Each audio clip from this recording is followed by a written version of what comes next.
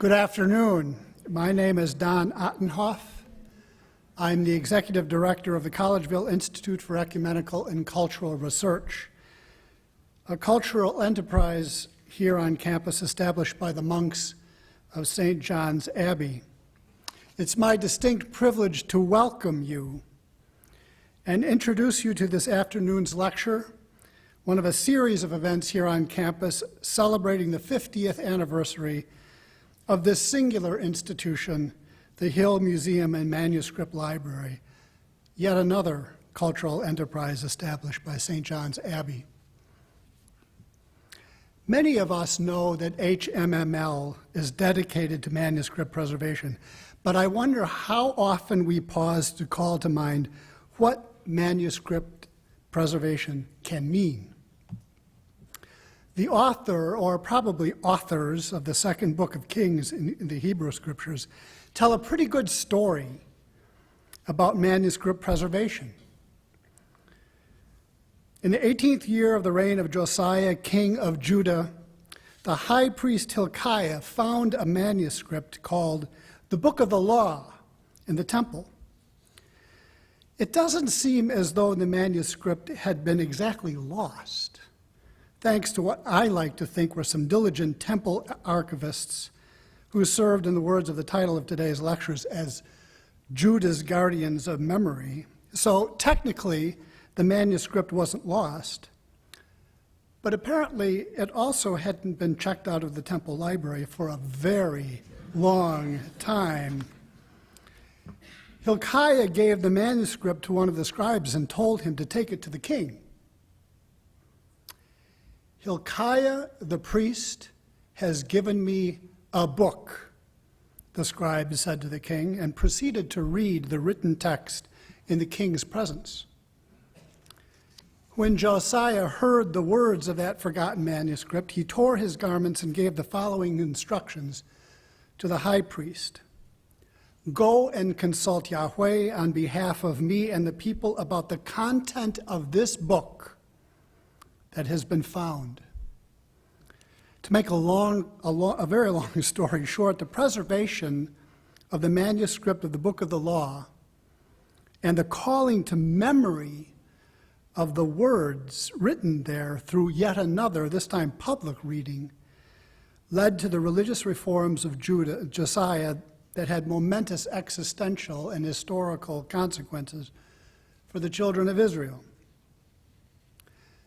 It's a dramatic story that points to the significance of manuscript preservation. But it's also a story that can happen on a smaller scale when a scholar discovers something new, something illuminating, and perhaps something unexpected in the manuscript collection made available through the ongoing work of HMML. The story from the Book of Kings also gives you an idea of the impressive lineage of the Hill Museum and Manuscript Library and the vital importance of its work. Many hands and an expenditure of deep resources of talent have gone into the work of the Hill Museum and Manuscript Library over the past 50 years. That work deserves celebration and thanks. Today, it's my happy task to introduce to you HMML's current executive director, Father Columba Stewart, who has served as the library's head since 2003. In his capable hands, HMML has expanded its work in digitizing and preserving manuscripts belonging to threatened faith communities in the Middle East and in communities in Eastern Europe and South Asia. As a library of libraries, HMML now enjoys partnership with over 540 libraries worldwide. In his capacities as executive director, Father Columba has overseen the extension of the reach of HMML's archives via the internet. It's really a great website. Check it out. Father Columba has also expanded the library's services to research scholars, overseen what one can only say is stunning renovation of HMML's facilities, and brought to the library an impressive array of grants and awards, including the National Medal of Honor from the Institute of Museum and Library Services, the highest award a library can receive in the United States. In addition to his role as the head of the Hill Museum and Manuscript Library, Father Columba is a monk of St. John's Abbey and an internationally recognized scholar. A graduate of Harvard, Yale, and Oxford universities, Father Columba has published extensively in his research field of early Christian monasticism. His book, Cassian the Monk, has been described as a tour de force and a work that provides fundamental orientation to a key figure not only of Christian monasticism, but of Christian theology in general. Father Columba's awards include a year-long research fellowship from the National Endowment for the Humanities and a residential fellowship in Byzantine studies at the Dumbarton Oaks Research Library in Washington. And believe me, I could go on, but perhaps this is enough to give you a sense of the accomplishments and stature of the person you're about to hear from. The title of Father Columba's lecture today is Guardians of Memory, HMML's Race to Preserve Our Handwritten History. Father Columba.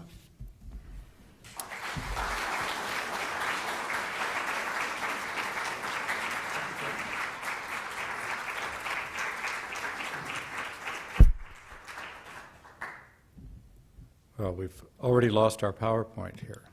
Here we go. Good afternoon, everybody, and welcome. It's lovely to see many friends before me here, some of whom have known the work of HMML as long as I have, and some of you even longer. So today we celebrate these 50 years, and I'd like to do that by talking mostly about the current work of HMML, but placing it within the broader context, the context of the Benedictine tradition of cultural preservation, and also the context established by my predecessors at HMML, and particularly our founder, Father Oliver Kapsner. So our story here is primarily about manuscripts, but it is also about the broad array of threats to human culture. We're very aware of the current geopolitical situation today, which is threatening various kinds of culture, both material culture and human culture, in many of the places where we, in fact, have been working since 2003. Those of you who keep 21st century history and its dates fresh in your mind will realize that was, in fact, the year of the Iraq War. And so the history of the work of HMML in these last 12 years has been against the backdrop of the descent into chaos of the Middle East and then follow-on conflicts in other parts of the world where we have rather unexpectedly found ourselves as well. So I begin with my favorite manuscript image, which illustrates at one and the same time the fragility of a manuscript, as you see it ravaged by bookworms, and also begins to introduce the complexity of the story that I'd like to unfold with you this afternoon about some of the places we work. Because as you can see immediately, the manuscript is written in Arabic. And we've become so conditioned by the media and the kinds of stories coming out of the Middle East recently to assume that when we see something in Arabic, it must by definition be Islamic. And in fact, what you are viewing is a Christian manuscript produced for the liturgical use of Greek Orthodox Christians in northern Lebanon, for whom Arabic was their liturgical and theological language. This is the world we're going to enter. But before I get to manuscripts, I want to just give a quick little array of images showing you some of what's happened in these areas with their fixed monuments. And then I'm going to make the point that what you see happening to fixed monuments, great archaeological sites in the Near East, is all the more true of very fragile, movable, burnable, sellable things like this. This little 18th century Greek manuscript written for the use of a parish priest somewhere in Greece, which tells us the concerns of those people, with so much of it devoted to complicated charts explaining who can marry whom, because you think about a Greek village where everybody's related, and how closely do you have to be related to make the marriage impossible? Little things like this carry the history of communities, and it's the threat to things like this that we're concerned about today. So let's begin with the kinds of things that you tend to see more in the news than you do things like this, which don't photograph so well for the use of media. The great medieval citadel of Aleppo in Syria, which has been a center for our work in Syria for a number of years until we had to stop in 2012. You can see the great medieval metal door, which has been blown off. You can see the shell marks on the facade of this building, a building which I visited many times. The famous Umayyad Mosque of Aleppo, one of the monuments of early Islamic architecture when it's still in its sort of pristine, simple form, and what that mosque looks like today. The alleys of Aleppo, which I used to walk in my habit, going to visit Christian communities, to speak to them about their manuscripts, simply to express friendship and fraternity, now filled with people carrying their rocket-propelled grenade launchers. One that's particularly heartbreaking for me, also in Syria, the great desert oasis of Palmyra. And these photographs I'm showing you now are ones that I myself took. My first visit to Palmyra in 1995, my second back in 2010. You see at the end of this road where the guy is riding a horse or a donkey, I'm not sure what it is at this distance, as they have forever, a magnificent arch. But what you cannot see in this photograph is that this arch is connecting two parts of a road which are not, in fact, exactly aligned. And the creativity of this particular ancient architect was such that he built an arch which had a kind of hinge in it. So whichever way you approached the arch, it looked like you were hitting it head on. It is one of my favorite pieces of ancient architecture, and it is gone. The Temple of Bel, considered one of the greatest pre-Christian religious monuments in the Near East, which had magnificent carved ceilings and other decorative features, including carvings of votive figures who were approaching the temple to pray, has now been completely eliminated. This is an aerial view showing the rubble which remains at the site of the great Temple of Bel. You may remember in media last March the stories of the destruction of the museum in Mosul by the Islamic State. We'll come back to Mosul in just a few minutes.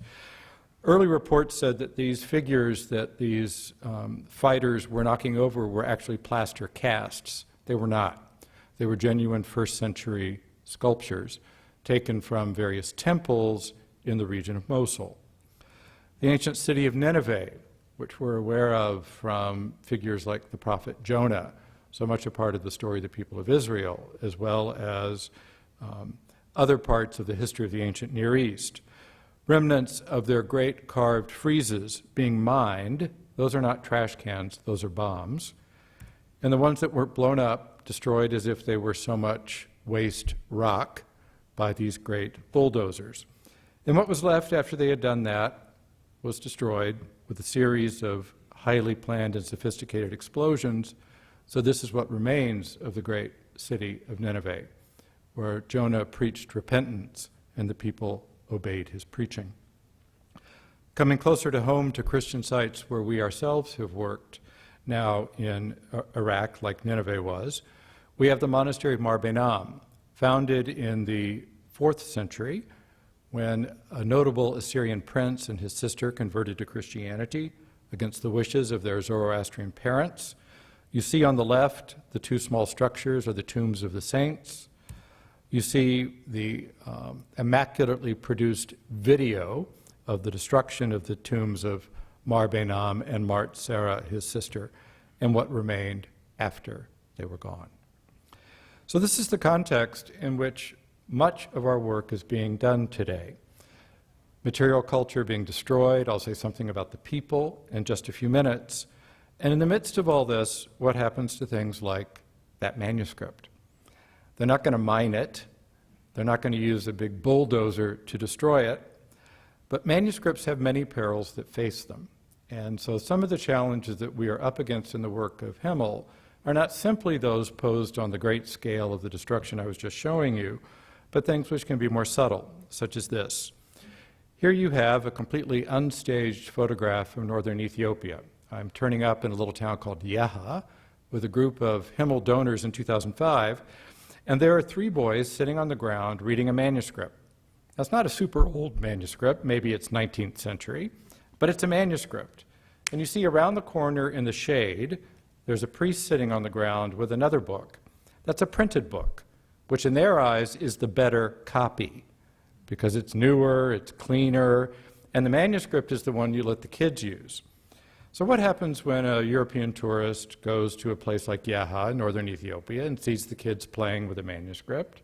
He or she says, "My gosh, we should take that home and protect it."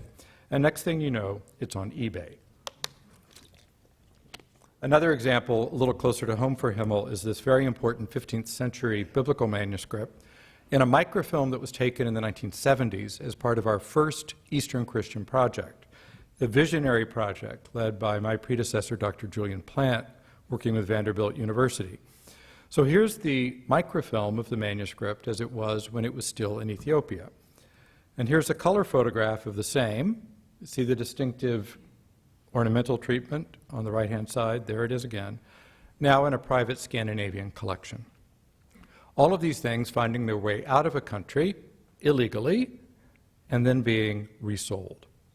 So when you have war destroying monuments, when you have things like poverty and a black market affecting more portable forms of human material culture, like a manuscript, what do? Well, we all know the answer is you call in the monks. So there's this caricature in popular imagination that Benedictines spent many centuries hunched over writing desks like this, copying out manuscripts. And there's certainly truth to this. There are many texts which were preserved both by Benedictine and other monks throughout the early Middle Ages, in that sort of bridge period between late antiquity and then the great development in human scholarship and intellectual life that we think of as the High Middle Ages. But the real ancestor of the work of HMML is not so much the classic monastic scribe as it is a particular brand of Benedictine known as the Marists. These were 17th and 18th century French Benedictines who were part of a reform congregation which sort of cleaned up what was left of the great medieval monastic empire of Cluny, or Cluniac monasticism, which had fallen into a certain amount of laziness and decadence. And the Marists tightened up their monastic observance, but they did it in a very modern way, which acknowledged, for example, that we now had artificial light, and so they didn't have to keep the same kind of schedule exemplified in the Rule of Benedict, and that there were opportunities to roam across Europe collecting those very manuscripts which had been copied by monks over the centuries. And so the work of Marist figures like Jean Mabillon here, who is essentially the founder of modern manuscript studies, was evidenced in the books they published describing their literary voyages, their voyages littéraires, where they would get on a donkey and they would go from monastery to monastery and library to library, finding manuscripts. Some they bought, some they copied.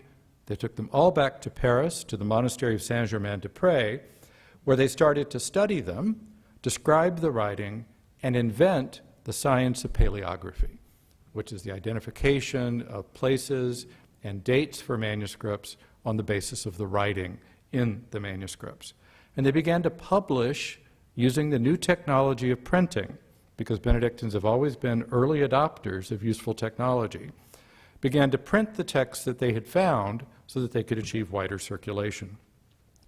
It's against the background of the work of the Marist Benedictines, and particularly Jean Mabillon, that we situate the work of HMML. So here's our founder, Father Oliver Kapsner, who continued that indefatigable pursuit of manuscripts from monastery to monastery when he trudged through monastic Europe in 1964, looking for a monastery that would say yes.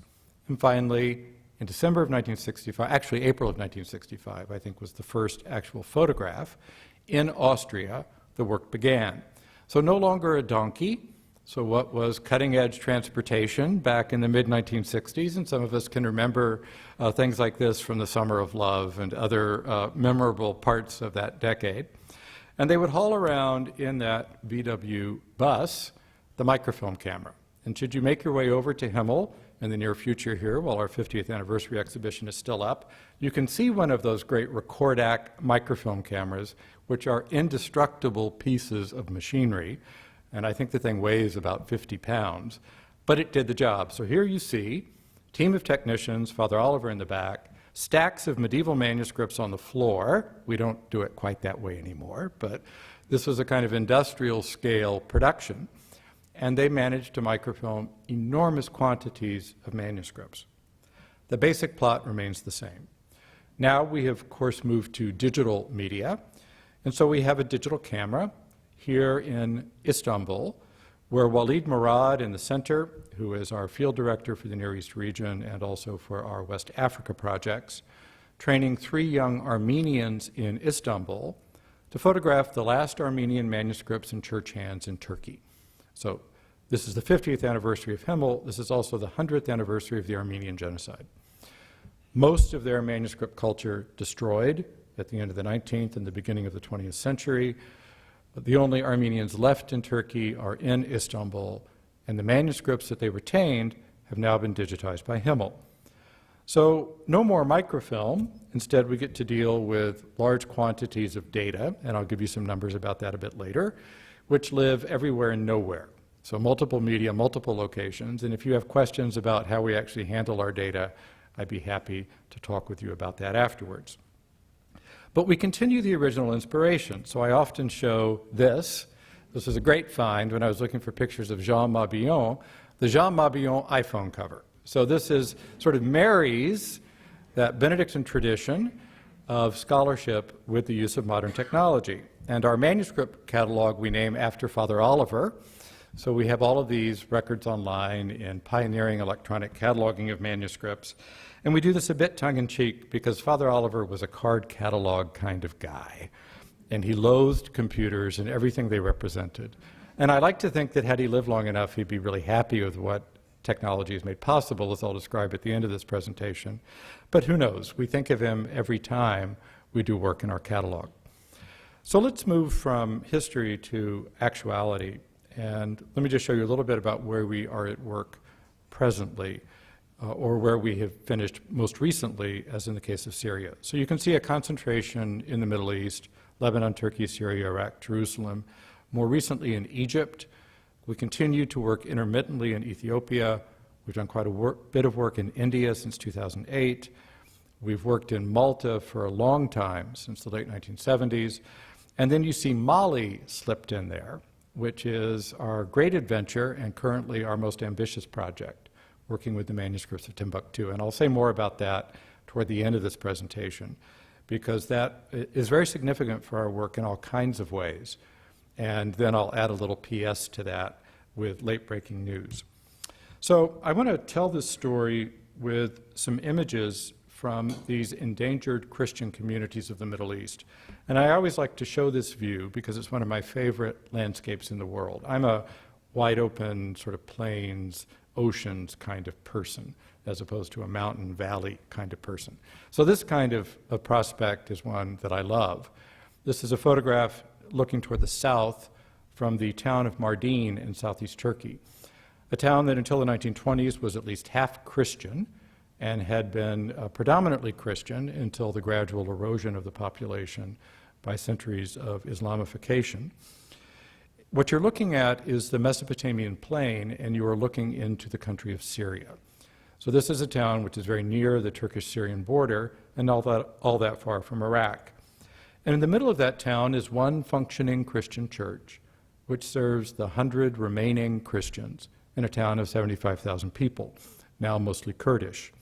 And there you see the one priest, and some of you have heard me tell the story that Abuna Gabriel Accuse and his wife Elizabeth and their 14 children are doing their best to repopulate the Christians of Mardin, but it's more than any one couple can do.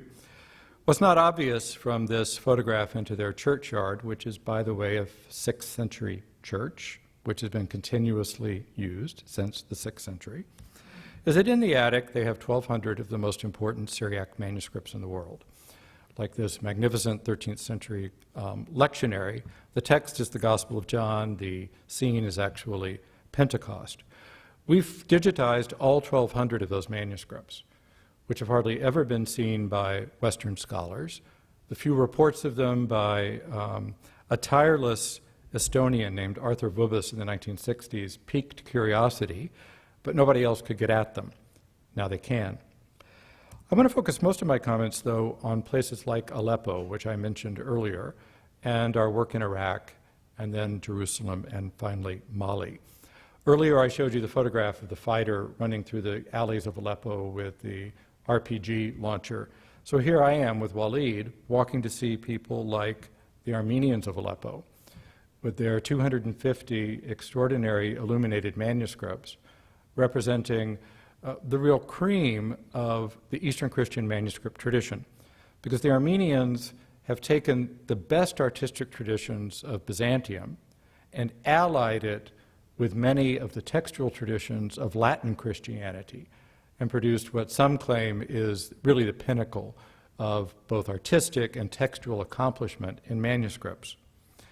Aleppo is also home to a very important Syriac Christian community, one that has both a component which has been there forever in this Silk Road city, which had Christians very, very early on, and also a community which came from Turkey in 1923, bringing with them their manuscripts and the key to their church, when the entire Christian population of ancient Edessa, which is one of the most important cities in the history of Christian culture, the entire Christian population left in 1923 because of those same persecutions that affected the Armenians and other Christians. So here you see my Syriac teacher from Oxford, Professor Sebastian Brock, a holy and humble man and a brilliant scholar, holding one of those manuscripts brought from Turkey. It's the only surviving copy of the complete world history by the Syriac Orthodox Patriarch Michael the Great, who was a 12th century Syriac Orthodox patriarch and scholar. And he's writing in those three columns the sort of world history, local history, and church history. And the local history of the 12th century was these European guys have come, and they claim that they're liberating this part of the world for Christians, taking it out of the hands of the infidels. And this is not really good news for those of us who are Christians who have to live with these Muslim people.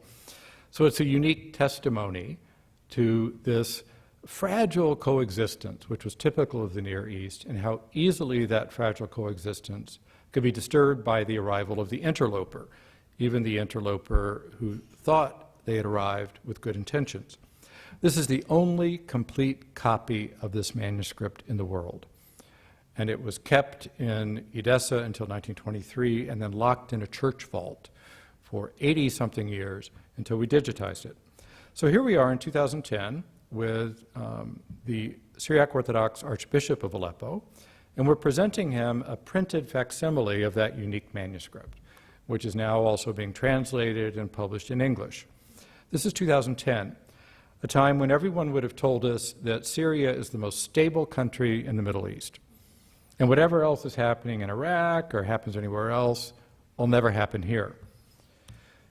2013, Mar Gregorios, a man whom I got to know very well, April of 2013, he was kidnapped, along with his Greek Orthodox colleague, Metropolitan Boulos Yazigi. They were never heard from again.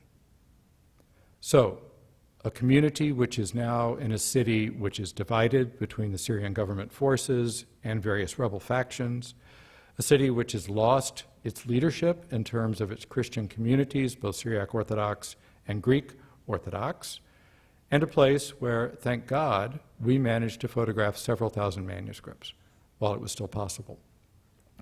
So on that cheerful note, let's go to Iraq. So I went to Iraq on Ash Wednesday of 2009. It was a memorable year because when my pious friends would say, "What are you doing for Lent? And how did you begin it?" I said, "I went to Iraq. What about you?" So we crossed the border from Turkey into Iraq and began in the town of Zakho. Now, Zakho is on the river Khabur, Khaybar, depending on how you pronounce it, which is the river of the vision of the prophet Ezekiel, a river that is mentioned frequently in the Bible, has this magnificent medieval bridge, and also has a very important history of both Christian and Jewish communities. The Jews were forced to leave in the 50s and 60s because of the situation of the State of Israel and the Arab countries. The Christians remained, including my favorite bishop, Bishop Harboli of Zacco, may he rest in peace, who died a couple of years ago. This picture sort of sums it all up. You say, how's it going? And he goes, oh. But he's with his people and a generous host, and it was thanks to Bishop Harboli that we began to find a number of very important manuscript collections in northern Iraq, as well as the clue to another very important collection back in Mardin, Turkey, where we were just a few minutes ago with that Syriac Orthodox Church. It was through him that we learned that a collection of manuscripts that we had been solemnly assured had been taken out of Turkey to Iraq many decades before was in fact sitting in a basement in Mardin the whole time. And nobody knew except the one guy who had the key. So the sort of subtext of most of my stories about Himmel's work, or the subtitle could be, Find the Guy with the Key. Because often that is the person who has the real knowledge of what's happening. So we were in Iraq to meet this remarkable figure who many of you know, Father Najib Mikhail. He's been here a few times now. He spent some time in residence at the Collegeville Institute. He was back here last August for a week of retreat. And here you see that the preservation of culture can overcome the most deep-seated of differences, such as those between Benedictines and Dominicans. So here's Father Najib, who's a Chaldean Iraqi Christian, who is actually a member of the Dominican order, which is a Latin Rite order. But in the Middle East, these issues of Latin Rite Catholic, Eastern Catholic, everybody's 2 or 3 kinds of everything. So this is not an issue. So here he is, the Dominican White and the Benedictine Black, standing over the plain of Nineveh at the monastery of Rabban Hormizd, a photograph taken by our own Wayne Torborg. So Father Najib is a member of an Iraqi Dominican community which was based in Mosul until 2008. So they had been there since 1750, when intrepid Italian missionaries went to Mesopotamia. And their mission was to convert these benighted Eastern Christians to real Christianity, meaning Latin Rite, Roman Catholicism. But they learned that this wasn't as easy as they thought, and most of them found other useful occupations, like becoming ethnographers. So they had diaries where they wrote down what they saw in these villages. They made sketches of what people wore, how they lived. They created dictionaries of local dialects in Latin and Italian, a Kurdish-Italian dictionary from the 18th century. And they lived there in the heart of this Muslim city until 2008, when their church, which was a center of prayer for both Christians and Muslims, was no longer safe for them to serve because of kidnapping threats. So this is long before the outbreak of the recent trouble in Mosul with the Islamic State. This is simply criminal kidnapping activity. So they relocated to the west of Mosul in the Kurdish area, and their Father Najib formed this team of young Iraqis. So young men, young women, training them how to conserve, clean manuscripts, and digitize them. And it was our privilege to work with him from 2009 onwards to provide training and techniques, equipment, payment, digital archiving, so that these remarkable manuscripts with their very distinctive Chaldean iconography, so different from what you've seen in the Syriac Orthodox things, so different from what you've seen in the Armenian, could be preserved. Well, many of you know the recent aftermath of the troubles of the summer of 2014, the fall of Mosul in June, and then an increasingly precarious situation for the villages between Mosul and the Kurdish capital of Erbil, and that village in between is where Father Najib and his team have found refuge. The Kurds were protecting it, but it wasn't formally a part of their territory. So on August 6th, the Feast of the Transfiguration, 2014, the Kurdish militia withdrew. And with 2 hours' notice, the entire Christian population of this town of Karakosh, 40,000 people, walked 40 miles through the Iraqi August to Erbil. So they took the sheep and the kids, and you see a guy in the back with a gun who's protecting them as they made their way, and they found refuge. Now, Father Najib, being a man with his ear to the ground, had a sense that the tranquility of that village would not last. And as soon as Mosul fell in 2008, he began to wonder if they would be next. And so he had secretly been evacuating manuscripts and archives from that great Dominican library with things like those ethnographical diaries and that Kurdish Italian dictionary, and brought them to safety in Erbil, so that on that morning in August 2014, they could focus their attention on the people, which of course is always number one, knowing that their cultural heritage had already been brought to safety.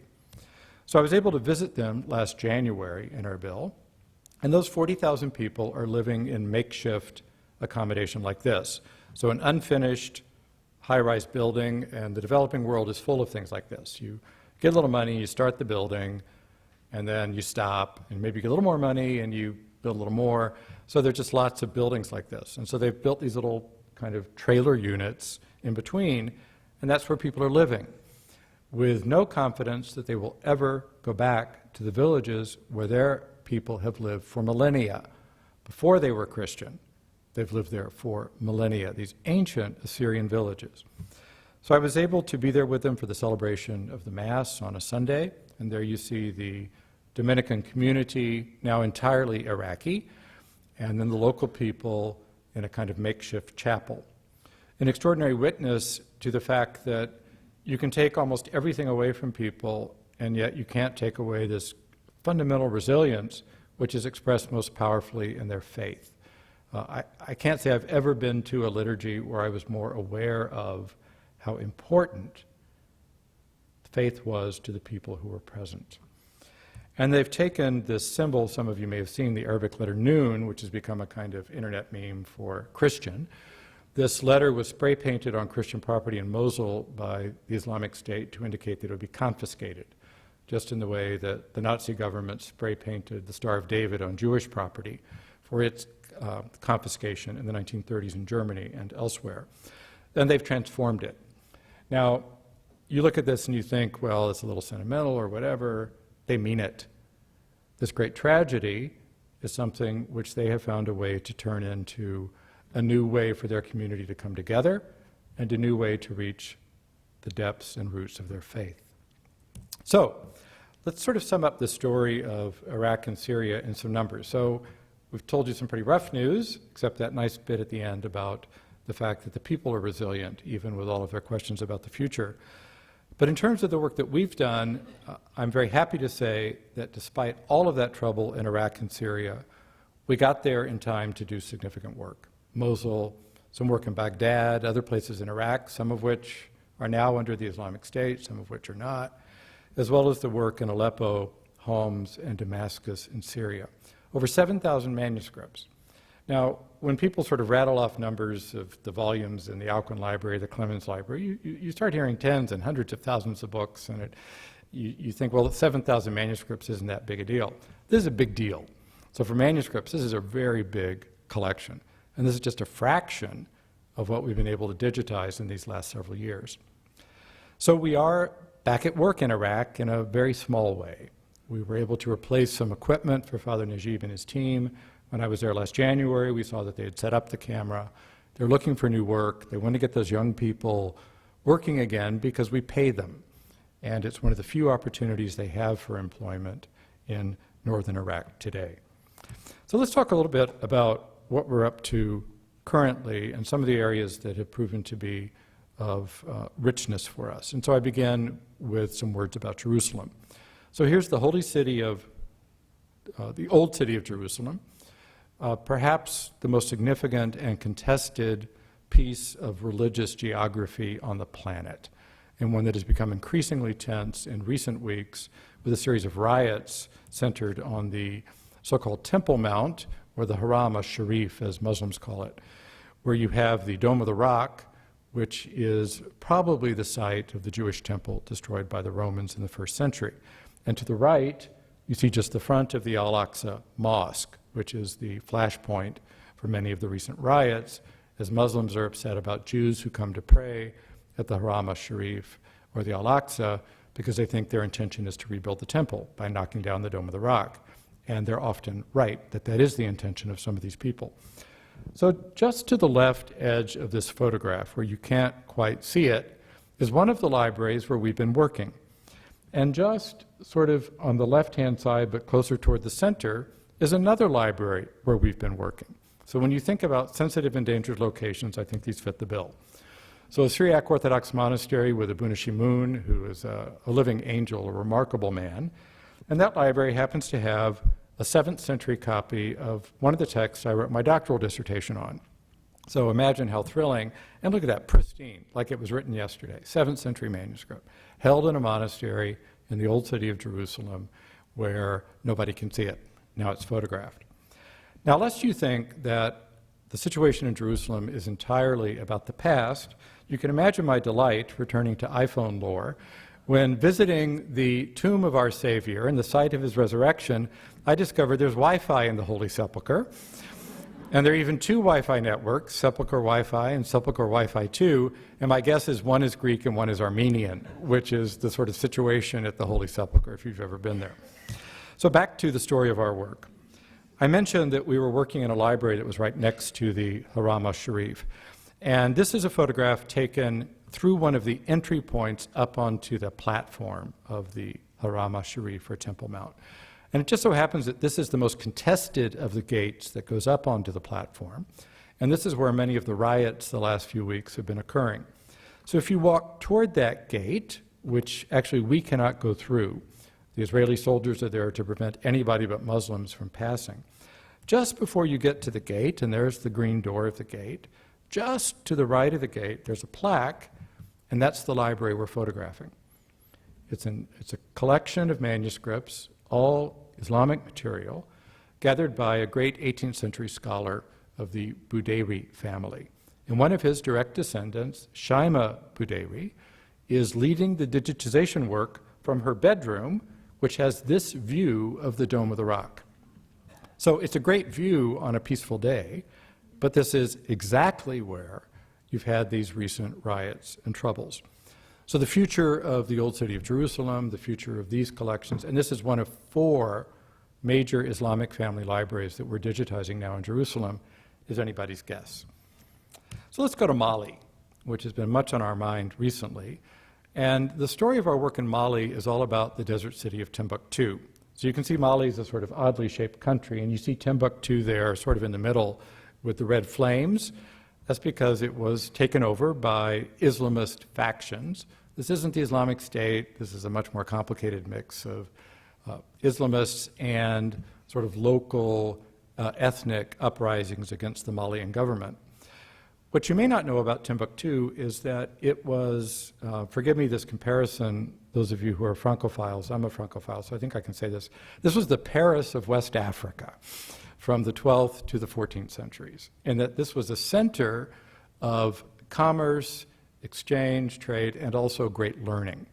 Several madrasas, several scholars and scribes who lived in this very beautiful but remote desert city, which is actually at the crossroads of a number of caravan lines which took gold from West Africa and also slaves and took them up to the Mediterranean coast, across to Egypt, and so on. So in 2013, there was this, what proved to be temporary takeover of Timbuktu and the destruction of a lot of Muslim saint shrines and things which didn't fit the canons of the peculiarly strict form of Islamic Orthodoxy, which is favored by these sorts of forces. So just like the approach of the Islamic State. And there were initial rumors that these many thousands, tens of thousands, hundreds of thousands, nobody knows, manuscripts which were kept in the libraries of Timbuktu, where they lay virtually unknown until the 19th century, had been destroyed. In fact, we learned shortly thereafter that they had been secretly removed, just like Father Najib did in Iraq. And they had been brought to Bamako, the capital of Mali in the south, out of the desert to a very humid city on the Niger River, where they were stashed in anonymous apartment complexes like this in 1,400 metal chests. So since 2013, we've been working with this man, whose name is Abdelkader Haidara. I had email from him this morning, in fact, who is a representative of one of the old families of Timbuktu. And he's the one who organized the rescue. making the cases, paying the bribes, smuggling it out, case by case. And so we've been working with them to open those boxes and sort the manuscripts and get them photographed. So here's Walid. You saw him last in Istanbul. Here he is in Bamako, training 3 Malian women. That's their everyday wear, by the way. They get to wear great stuff like this all the time. This isn't fancy or dress up or anything. Training them how to digitize manuscripts. So introducing them to the quirks of our lighting system. And we have 6 cameras operating now in Bamako, going through library after library to capture the richness of what is a collection of both literary texts, so Qurans and commentaries on the Qurans and theology and so on, but also archives, letters, deeds, all of the records of what made Timbuktu such an enormously important center.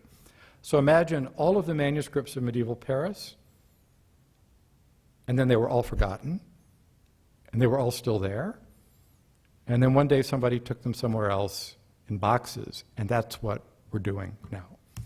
So a little poem in praise of the prophet, for example, one of the photographs taken by that team. So what does all this represent when you add it up, and how do you get to look at it? So in the microfilm days of my predecessors, 93,000 manuscripts were microfilm, most of them Latin, some Ethiopian, about 8,000 Ethiopian. Since 2003, in these various places that I've mentioned, and others that I didn't have time to talk about today, like India and now Egypt and Eastern Europe, over 50,000 manuscripts digitally imaged. So it's about 9 million files, I think, and these are not duplicates. These are 9,000 distinct image files, and we have multiple versions of each and multiple copies of each, and it's 100, maybe 100 plus terabytes in the full raw image format. And the last few years, we've been able to photograph about 5,000 manuscripts a year, which is astonishing. Nobody's ever done anything on this scale with manuscript photography. And as we always say, with a little bit of a sheepish look, cataloging is underway. This is the most important part of the whole thing for scholarly access, but of course it takes a lot of time. So we're putting a lot of energy into that. I'll explain why in just a minute.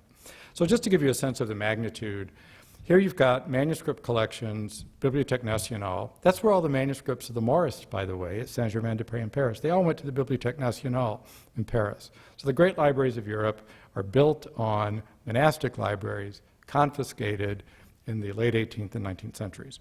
So all the great libraries, Syriac, Ethiopic, Armenian, Christian, Arabic manuscripts, they've got real manuscripts, of course, actual. We've got photographs, but look what we've got compared to what they've got, and there's no duplication. So when people say, what's in these manuscripts, I say, I don't know yet, check back in a couple hundred years, because it's going to take that long for people to fully understand what we've got. Now, there are challenges. Many of you have seen this slide before. It's a perennial favorite. It's an intersection in Ukraine.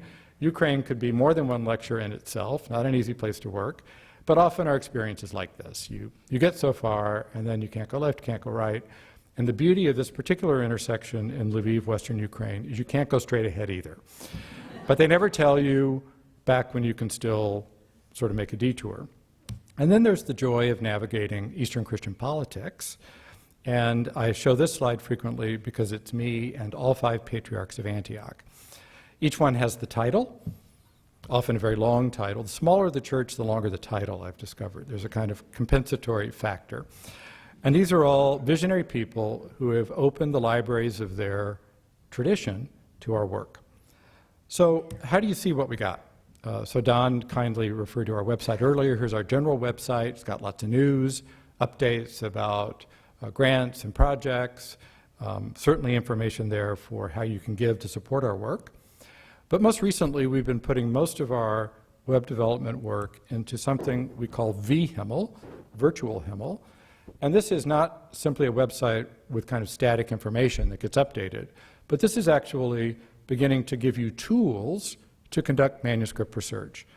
And the first thing we've launched with is a set of resources supportive of learning about manuscripts and reading them. So you can learn Latin paleography. So winter's drawing on, we have those long nights, you're not able to work in the yard anymore. So this might just be the year that you learn Latin paleography. So we have a school on the VHML site. And for the more adventurous among you, yes, Syriac paleography, and soon to come, Armenian paleography, Arabic paleography, Ge'ez, Ethiopic paleography, and so on. There's nothing like this anywhere. And you'll also find on VHML a great lexicon of terms, a rich bibliography where you can export citations to Zotero or get links to archive.org if it's been digitized, etc. And all of this is laying the foundations for the next step, which will debut sometime in 2016. We're becoming less precise about the details of that on a daily basis here, but certainly in the first half of 2016, you'll be able to visit the online reading room. So those 50,000 completely digitized manuscripts are all going to be online. Not just cataloging as we've done, not just a few sample pictures with the cataloging like we've done, but the whole darn thing. So you make an account for free, and away you go. So there will be no barriers to access. The barriers now are not that high, but they're somewhat high. And what we want to allow in the VHML reading room is the serendipity of discovery that happens only when you can really browse. Like we all know from the great library over here, you walk through the stacks and you see something and you pick it up and look at that. And we want people to have the same digital opportunity with these manuscript collections, and especially those manuscript collections that have never been studied. So look for this next year, and look also for the fact that we're going to put up collections that haven't been cataloged yet, sort of leveraging the resources of people around the world who are interested in them so they can tell us what they see, and in any case, they won't have to wait until it's done. So this is what we're up to. A lot of work going on in the field, a lot of work going on over in our beautifully renovated HMML facility as we increasingly become more and more like a tech company and less like a traditional library. But this is the story of libraries everywhere, as we all try to take these marvelous new tools, like my monastic predecessors have always done, and use them to bring this tremendous human heritage to a wider and wider audience.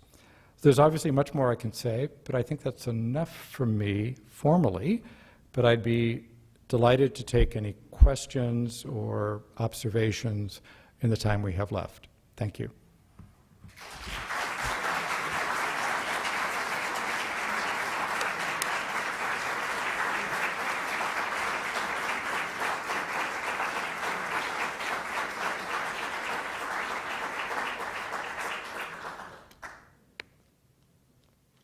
Tom. All those microfilm manuscripts, are you digitalizing them as well?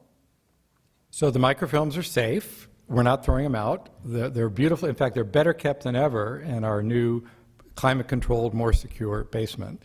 What we're doing with the microfilm is we're scanning them on demand. So the reality is not all manuscripts are interesting. I know this comes as a great shock. Now, each one is interesting in its own little way. But some of those manuscripts don't get read much, and I'm sure there's some microfilms that have probably never been taken out since they were put in the drawer back in the 60s, 70s. So instead what we're doing is when people request access to one, of course now they want a scan. They don't want a microfilm because they have to go to a library, they can't read it in Starbucks, they can't read it on their sofa, whatever. And we've all gotten lazy in the way that we do our work. So we scan them on demand. We have a great new microfilm scanner we just got, so we can do it in-house now. We used to send it out. And so that's what we're doing. So we're gradually building up a kind of greatest hits of microfilm. We have done some more systematic scanning of the Ethiopian films because that's a particularly unique and important collection. But we priced out at one point what it would cost to scan all of the films, and it was a few $1 million. And there are a lot of other things we can do with a few $1 million. So this is what we're doing now. So the stuff is safe, and microfilm is really quite a durable medium if you take care of it. Micah. I'm curious about provenance. So some of these manuscripts, I presume, maybe did not originate in the places where you filmed them. But do you do any work to trace them to points earlier, or at least find out more while you're there so that scholars who look at them can try to understand their sort of more original beginning? So we're certainly aware of more recent dislocations of collections in the Middle East. So some of the things I talked about today in the last 100 years have been in 3 or 4 different places, and that's well known. And we do have, in our new cataloging tool we're developing for Reading Room, we do have a new field which allows us to talk about current status of a collection. The other thing that we do allow in our cataloging is we can record a colophon, which may record the name of the scribe, when and where it was written. And these Eastern manuscripts often have those. It's not always true of Western manuscripts. But we often have quite precise information about who wrote it, where they wrote it, what was happening at the time, how long they wrote it, it took them to write it, a prayer of apology for how badly they wrote it, etc. Some of these are really quite wordy. So we record those in the cataloging records.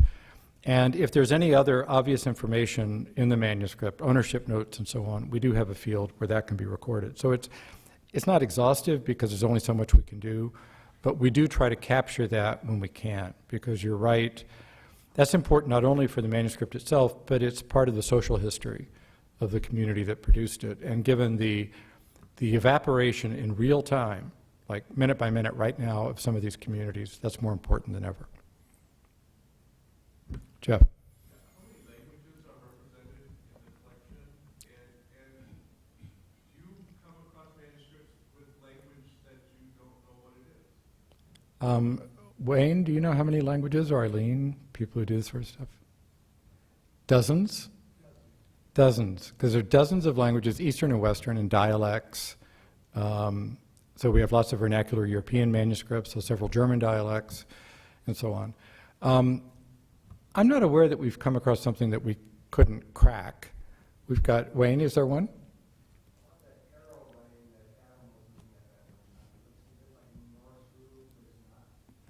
Okay, did he ever solve what that was?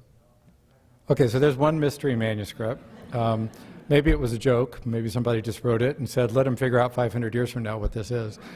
So part of our challenge is finding the human resources with catalogers who know the languages. So we've just hired a very fine cataloger who's coming to us from St. Petersburg, in fact, starting early next year, who is just a classic Russian-trained philologist. I mean, this guy knows a zillion languages, and he'll be covering the Eastern Christian world for us. So he's got Syriac and Arabic, especially in Persian, all sorts of things.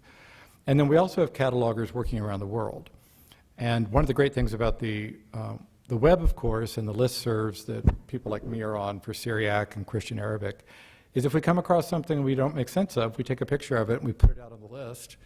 And within hours, you got somebody you don't even know saying, that looks like this. So we're usually able to figure out what it is. Paul. Is digital security a concern? Well, in terms of hacking, I mean, we benefit from being part of the rather sophisticated IT infrastructure of St. John's and St. Ben's, so that gives us some protection. I think the more pressing issue for the kinds of things we do is archiving and backup.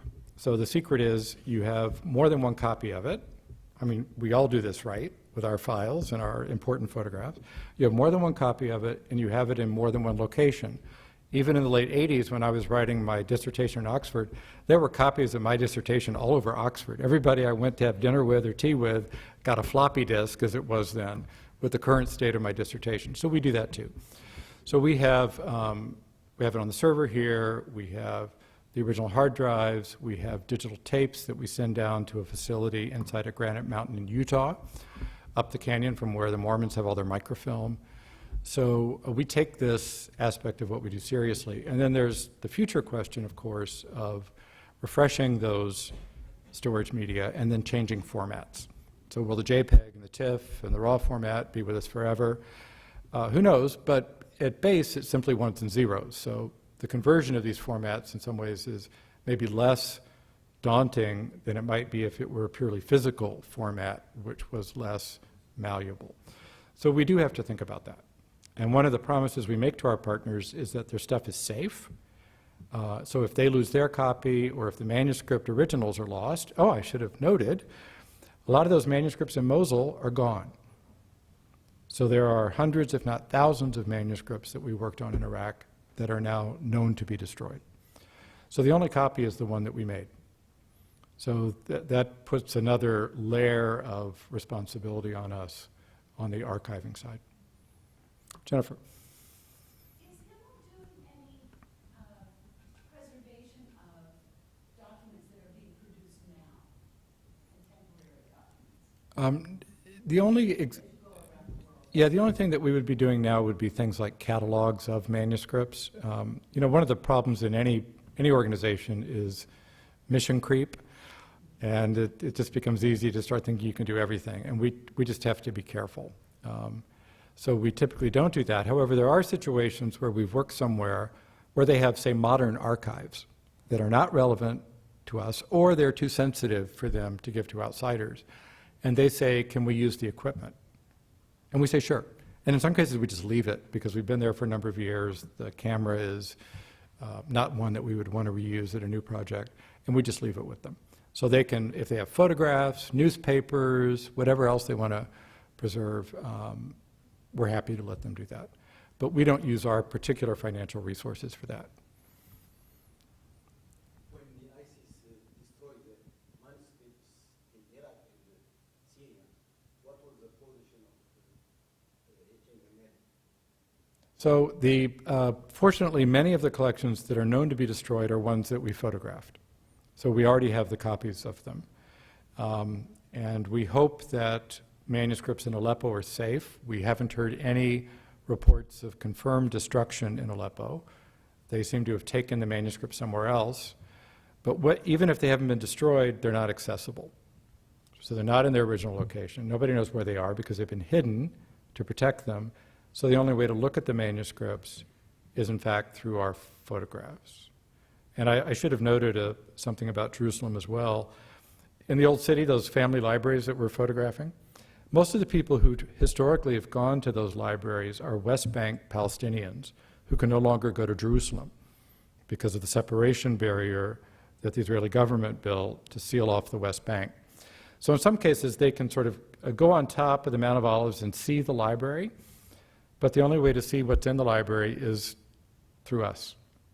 So there are all sorts of unexpected reasons why digital access is really important. Ed? Some of the people who've been on the ground there, have you ever been able to ask or determine why these people destroy this stuff? So I'm happy to say I've never met a representative of the Islamic State, and it is my firm intention and my mother's earnest prayer that I never do. So trying to figure out the psychology of some of these groups is quite difficult. I don't know if any of you have had the chance to see the beautiful film Timbuktu, which premiered about a year ago. It was nominated for a Foreign Film Award at the Academy Awards. It's a French film set in Timbuktu. It was actually filmed in Mauritania. And it's a fascinating film because it shows what happens to the local people when these Islamist forces arrive. But it's also very nuanced about who these Islamists are individually and the different stories that brought them. There's a magnificent scene where one of them is with a kind of very mentally ill woman who's kind of the city's crazy lady, but because of that, she's safe for everybody. And this guy can hang out with her.